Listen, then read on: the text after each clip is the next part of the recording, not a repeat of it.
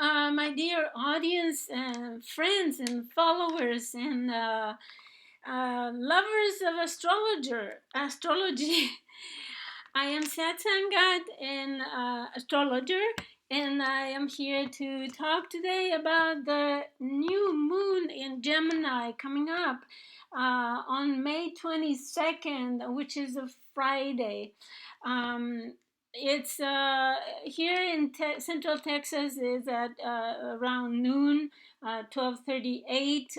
But of course, depending on where you live in the world, it's a different time. So UTC is 17:38, and you can go to a website called timeanddate.com where you can convert your time and find out what time exactly the new moon will be.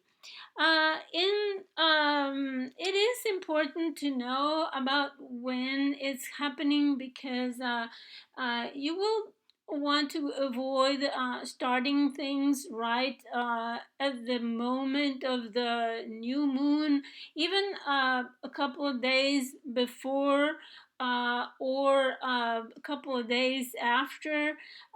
In fact, it's not good to start things when the moon is dark, right? Because it's not visible. What happened, for example, is that when you start something before, when the moon is balsamic in black and it's not visible, then things don't really bloom, right? And if you start something during the new moon, what happens is that it's not visible. It is something that will be secret, hidden. But if you want something to be visible and tangible, you wait a couple of days until the moon is showing that a very little smile right in the sky. This is a very special new moon, as many have been and up until now, since mid February or 20 something February until now, because every time there was a new moon since February, all the planets have been in one side of the zodiac and half of the zodiac. And so this is a very significant configuration. This is not too common. I mean, it is somewhat common, but it's not too common. It doesn't happen every time, every day, every month. It could happen, I mean, once a year, or it lasts for some time, like this. In I was listening to a Vedic astrologer, because this configuration is not studied or even considered in tropical modern astrology, and not even classical ancient astrology. Apparently, there is an Indian school that takes this configuration into uh, consideration when all the planets are at least the seven traditional planets that Vedic astrology uses within the half zodiac between the north node and the south node, or vice versa, the south node and the north node. In Vedic astrology, they are called Rahu, the north node, and Ketu, the south node. So this is very interesting because what they say, I was listening to this Vedic astrologer called, her name is Kalima Sutton, and she explains, as I said, because we modern astrologers, we don't study this, but she said that it has a very destabilizing energy. And it's interesting to consider that because in this case, all the planets are going from the south node or Ketu in the direction of the north node. And what they say is that it's like Rahu, the head of the monster, is eating the one by one, eating the planets as they come towards it.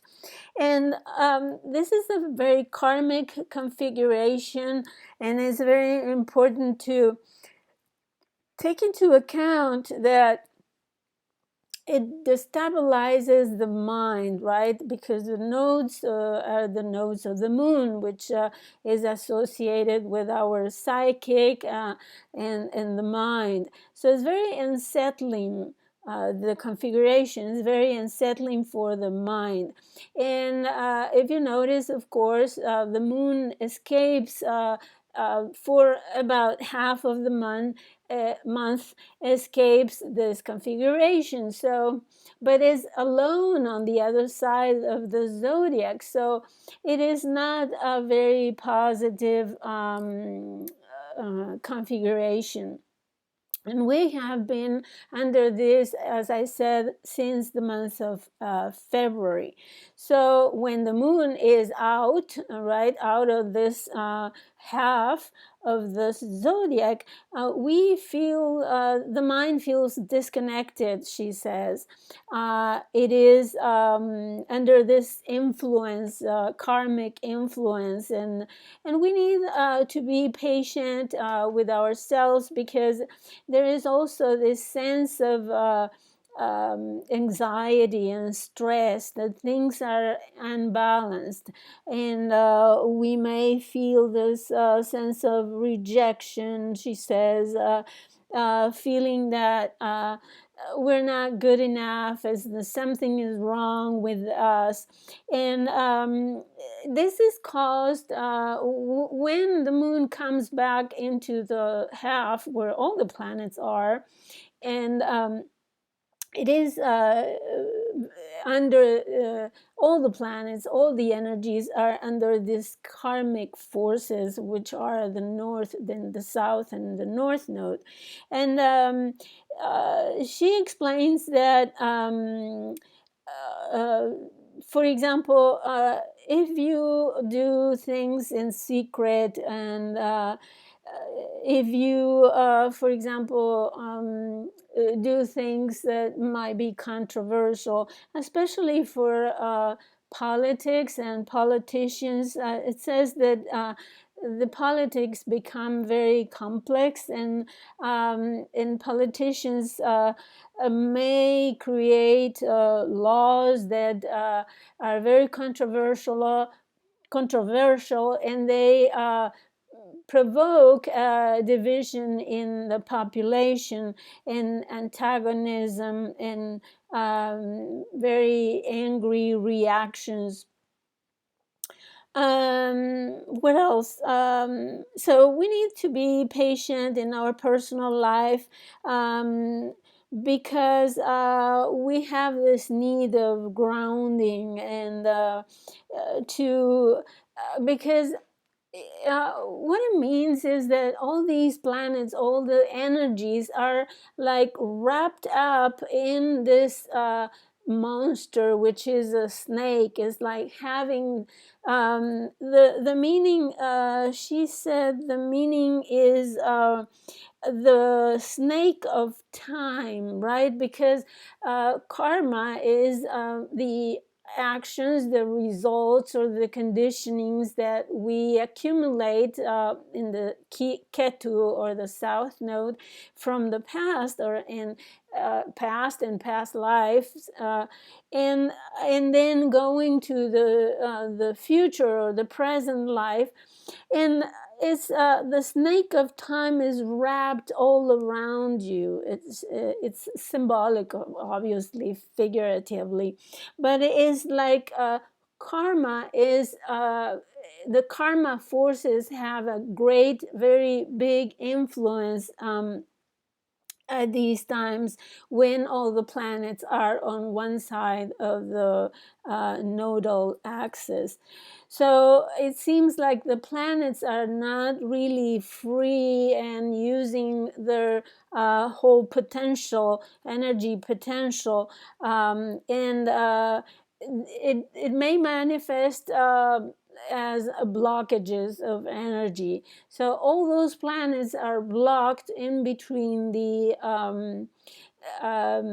nodal axis, and what happens is that they only function in um, in the designs or the path defined by the nodal axis, meaning the south node is where the past karma is, and is causing us to encouraging us to leave behind everything that is already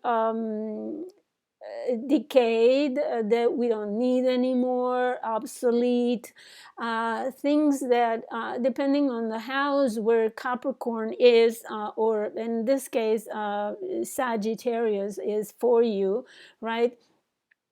Before a couple months before, the nodes were in Capricorn, Cancer, but now they are in Sagittarius, Gemini. So this nodal axis, or all the planets are working in function of this karmic nodes that are demanding us to abandon or leave behind, for example, in Sagittarius, our beliefs, our philosophies and idealism, even, and all that it is symbolized by the Sagittarius archetype, and go to the Gemini archetype, which is, as I explained in a previous, I think, blog, because I don't remember if I did a video on the nodal axis, but I know that I wrote an article about the changing of the nodes into Sagittarius and Gemini. So I can refer you in a link below, in the description below the video, so you can read about that. But this astrologer, Vedic astrologer called Camilla Sutton, explains that it is like um, we need to focus on the works of our soul, that the best way out of this configuration is to take the spiritual path and resolve this inner spiritual struggle that the person wants to keep things as they are, but we are not able to keep things as they were in the past. We need to move. We are kind of forced to go to the North Node because of this configuration. So any negativity or corruption that has been worked in the Sagittarius archetype, we need to leave behind and focus on adopt this high spiritual path, and refer to our higher self, and we should embrace some kind of purification in righting the wrongs that we have done, and elevate our soul, our spiritual life, in order to fulfill the purpose of our life. So this is not a time, a regular time in the astrological configuration. Is very special, and I think I don't need to explain why. Everybody understands what is going on, and how much we need to change in order to adapt to this new paradigm.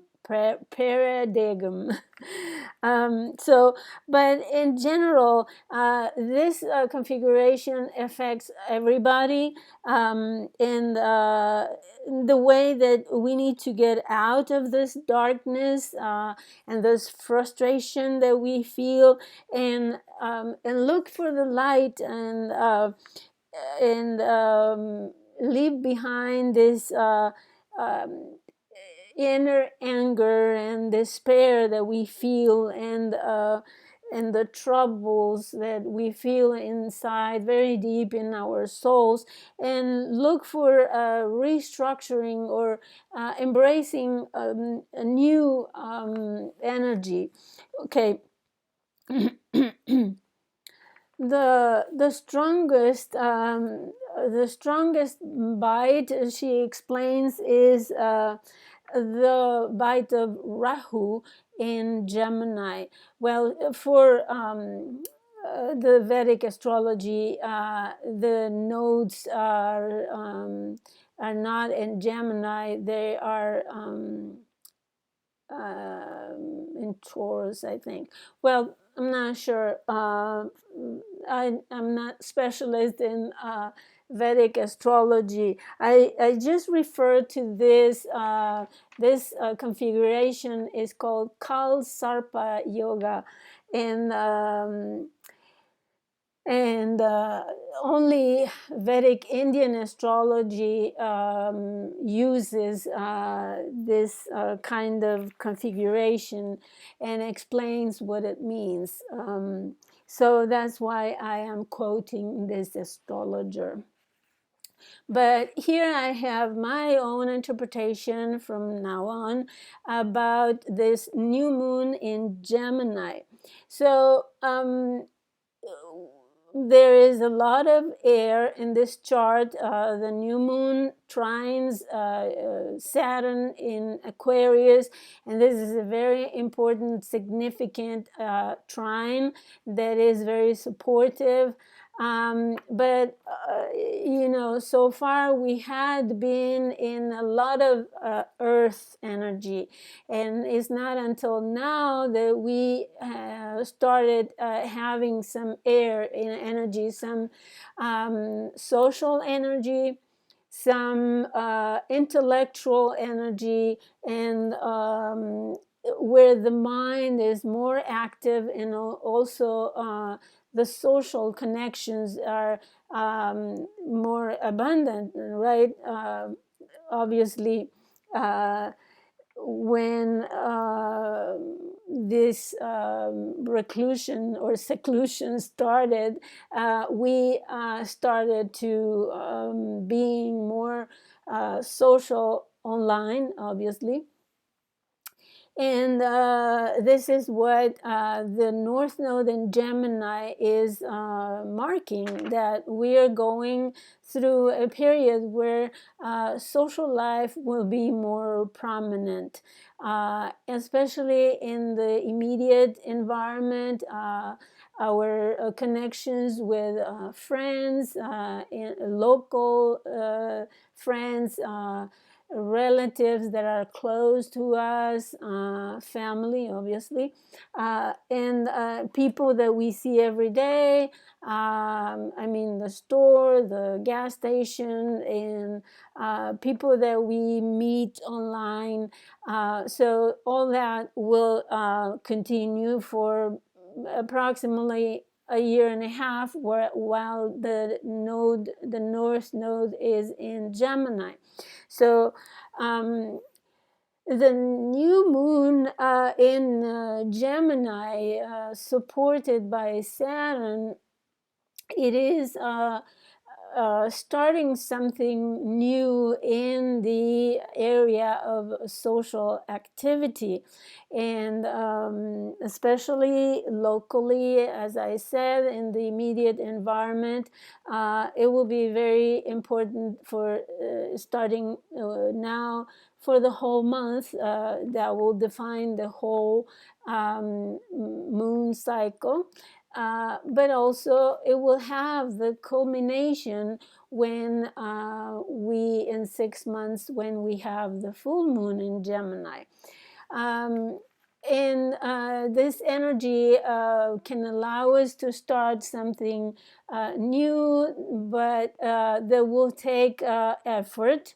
Saturn in Aquarius, it will take effort, it will take work, um, especially through internet.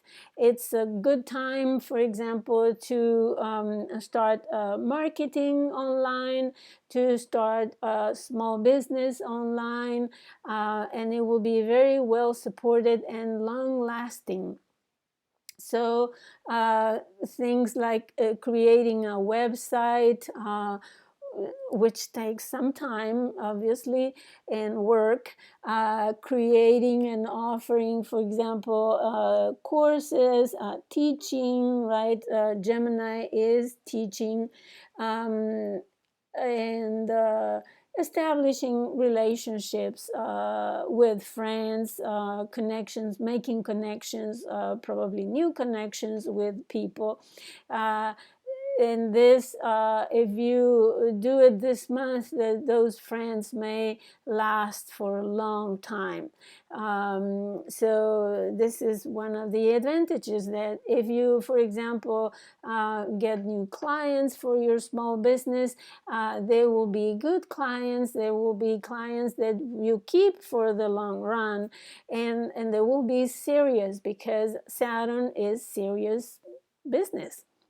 So, having said that, I need to add something very important, and is that Venus is retrograde, so we are re-evaluating our social life and redefining it. Obviously, it's not the same social life that we used to have when the illness was not here. So our values are under revision, right?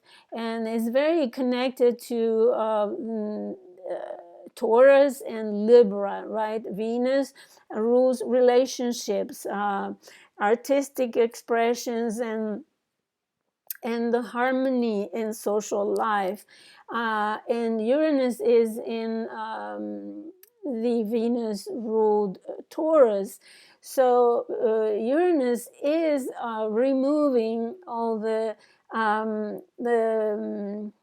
value system that we used to have regarding material possessions, for example, and also regarding food. We are changing our values regarding what we eat, and our money, possessions, and everything that we need in order to maintain life and survive. So Venus retrograde is helping us stop and reevaluate and reconsider and review. So Venus retrograde is not a good time to change things on the spur of the moment. As I said, it is very introspective, and especially we have several planets retrograde, so it is a very introspective period. So if something is not valuable for you anymore, and you are considering making decisions, for example, regarding a relationship that you now all of a sudden find out, well, this is not good anymore. I would say that it is better to wait to make decisions and take actions until Venus comes back direct. That will be June 25th. And in fact, the whole period when Venus will redo the way from 5 degrees Gemini until 21 degrees Gemini, it's better to make plans instead of take actions. So you can, after doing the review, you can make plans, and then Venus will come out of the shadow retrograde period by end of July, beginning of August. That will be the best time to really start something new in relationship to relationships and related to finances and changing values, on changing things like aesthetics. For example, if you are going to do something related to beauty, changing your wardrobe, for example, or changing your looks, or doing cosmetic surgery, things that are permanent, getting rid of the whole wardrobe at once won't be a good idea during Venus retrograde. But later on in August, you can then, with much confidence, you can change things. Well, the thing is that during this new moon, Venus will be conjunct Mercury and exactly square Neptune. So that's one more factor why it's better to wait to make decisions and take actions, because Neptune has the tendency to idealize things, to make very inspirational ideas, inspirational expressions, love expressions. For example, if you meet a person, Neptune with in square with Venus will make you feel and see the other person as the ideal person, and romanticize that. It could be very spiritual connection. I mean, I don't deny that Neptune can be very spiritual and can inspire you very much. But the thing is that oftentimes it makes you see only the good thing, and probably with the rose-colored glasses, where you see what you want to see in the other person. And Venus with Mercury makes for a very sweet conversation. In square with Neptune, it will be sometimes deceiving conversation, or straight lies, where the person can be talking to you and telling you really beautiful stories and very spiritual stories, and in the end it could be just lies. So it's take everything that happens in relationships and finances with a grain of salt, considering that it might be or maybe not. And you may have this feeling that things don't add up, that things may be or maybe not. So just be careful. Neptune is sextile Pluto, and just by 4 degrees, it is applying to that sextile, and it's been in sextile on and off for decades. So at the same time, the inspiration may be profoundly transformative. and it can really help you leave behind structures, in the area the Capricorn occupies in your chart, that are to be left behind, that are not useful or good for you anymore. So let me see my notes here. There is also this semi-square with between Mars in Pisces and Pluto in Capricorn. So this is a kind of tense relationship angle, 43 degrees. It's applying to the semi-square.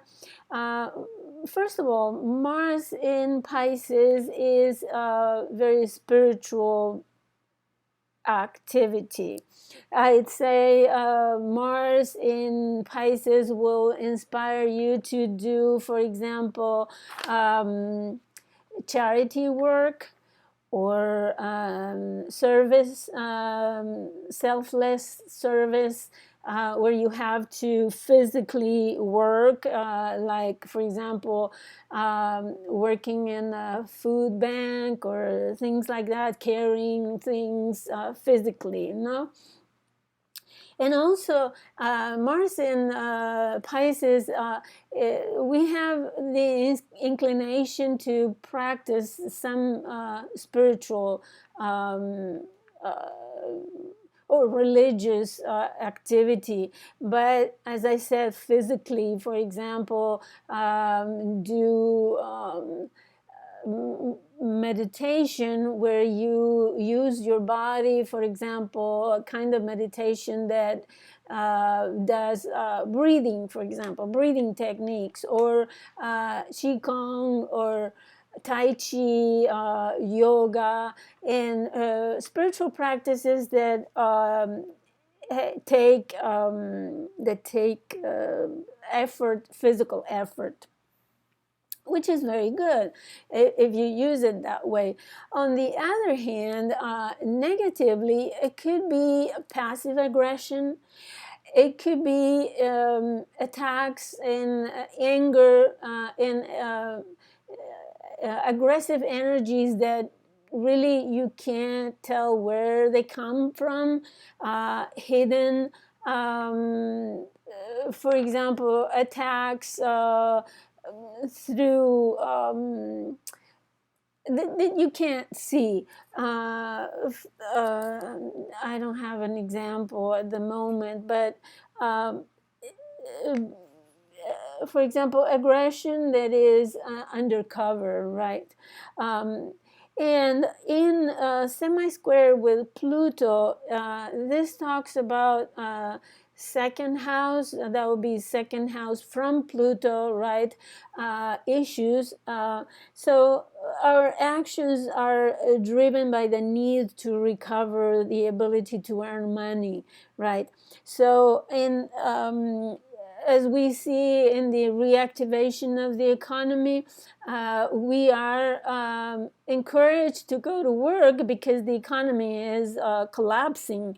So this is the aspect that is triggering that kind of activity, because we need to ensure that we will survive, that that we will have, for example, what we need, the food, the earnings that we need in order to continue with life and pay our bills and have a roof over our heads. So this lack of earnings really impairs our decisions, because they don't go well with the situation, right? The illness will not disappear. The virus will continue to be present for years to come. We don't know. And it's even mutating. So we really don't know how long the situation could last. And but we are kind of forced to go to work and keep working because we need to ensure that we can survive. And regarding the mutation, Mars will be between June 7th, I think, and June 13 or so. It will be conjunct Neptune. So I will talk more when I talk about the summer eclipses, but this conjunction with Neptune can really aggravate the mutation of the virus, and it will increase probably the incidence and the amount of people that will get sick, because Mars is inflammation, fevers, any illness that is aggravated is Mars, and Neptune is this mutability of the germs. In general, Neptune represents bacteria and fungi,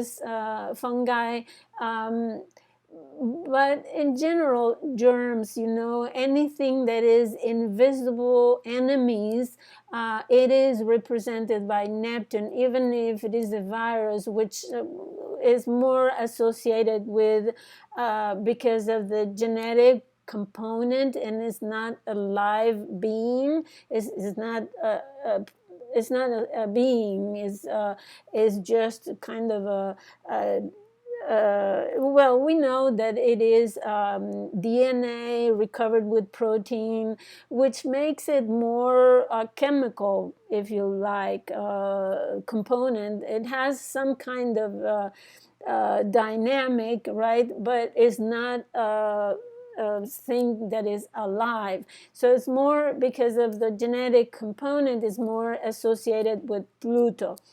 However, Neptune represents things that are invisible enemies, and plus Mars, so we can see an aggravation by beginning to mid-June. We will see probably a flare-up of the illness. So just I know that social distancing and regulations in general have been relaxed in many countries, but as you go about your business, please be careful, wear your mask and wash your hands, and everything that you need to do in order to preserve your health. So use hygiene to the max in order to avoid contagion. So what else? I talked about that. Then I wanted to just remind us that Chiron and Uranus are still almost in perfect semi-sextile. This angle is about 30 degrees, it's 30-degree angle, and it has this resonance of a compromise that we need to make, an adjustment, reconsideration, and also it's an aspect that requires us to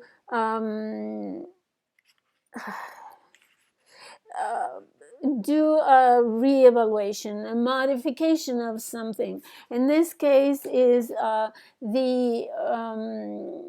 they're both about.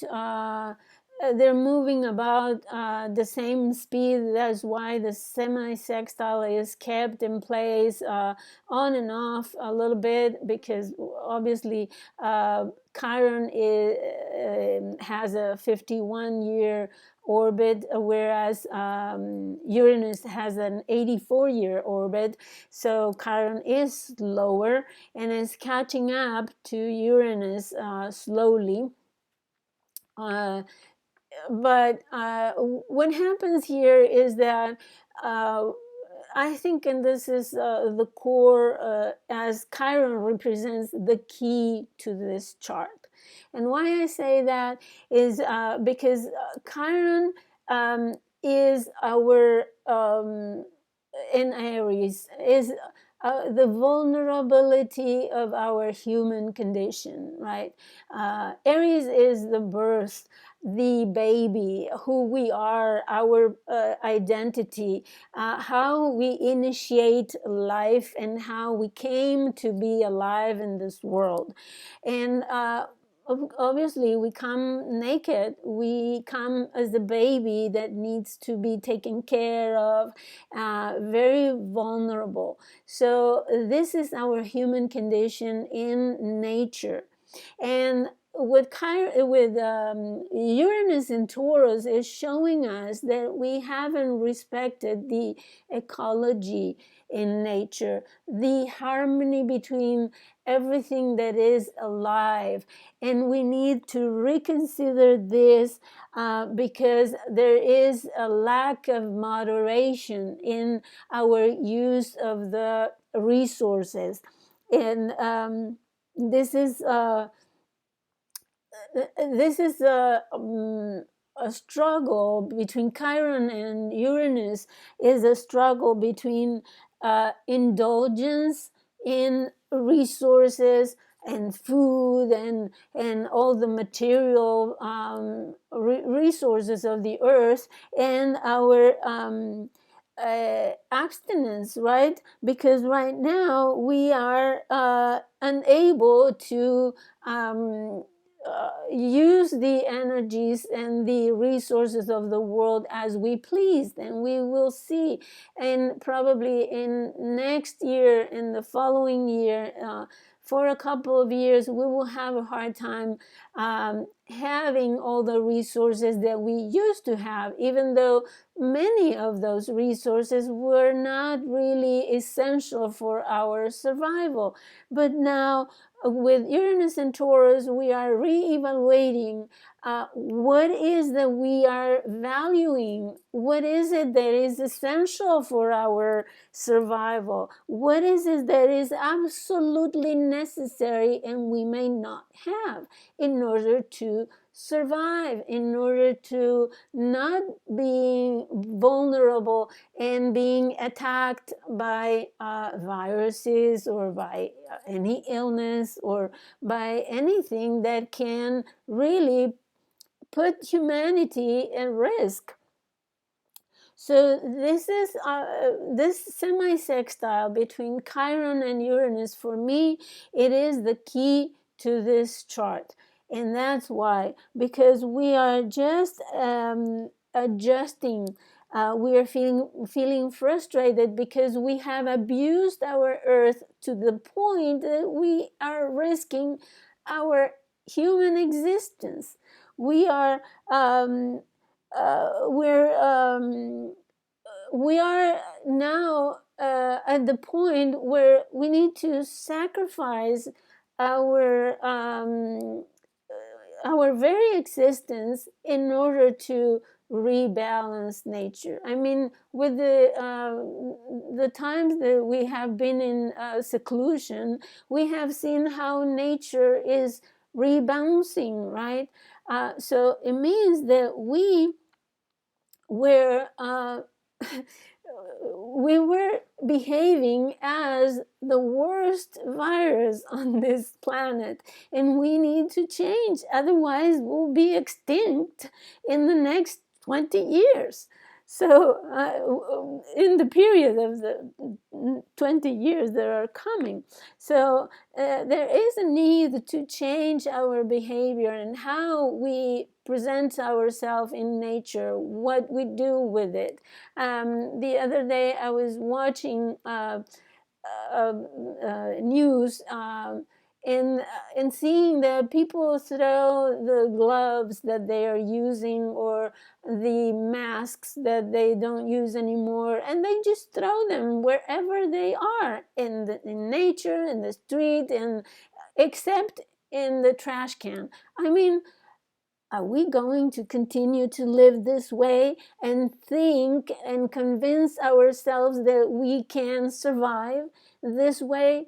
No, we won't. We need to take care of the environment, because taking care of not only the environment, but taking care of other species will ensure that we will survive. How long will take for us to understand that? And if we don't, then we run the risk of suffering much, much more from this illness and from any other illness that may come. Because viruses mutate. Remember, viruses mutate. And with the the North Node in Gemini, and the South Node in Sagittarius, for a year and a half, we will see probably not only one virus, we may see other things mutate as well. And we will have to mutate.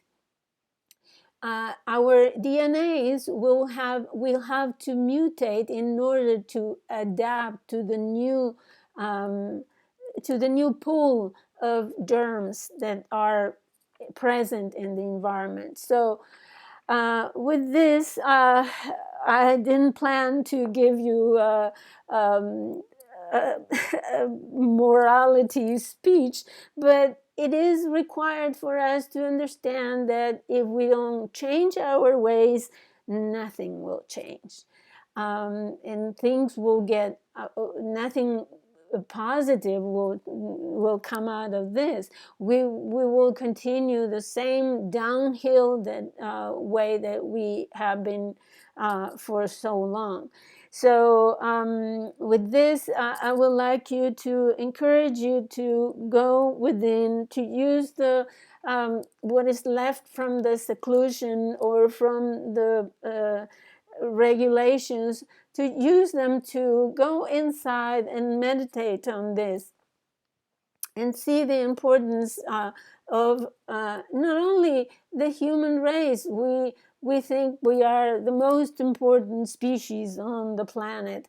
Well, soon do we understand that we are probably the worst of all of them, all of the rest of the species, if we continue to behave like we have so far. So my best wishes to you. I hope I gave you food for thought, and that you enjoy this new moon as a new start for you to change some things that will benefit in your life, and especially changes that will develop in the long run, and that you will retain for a long time because of Saturn trining the new moon. So I wish you the best, and Sat Nam. I'll see you next video when I will talk about the summer eclipses. There are 3 of them, and they're very important for us.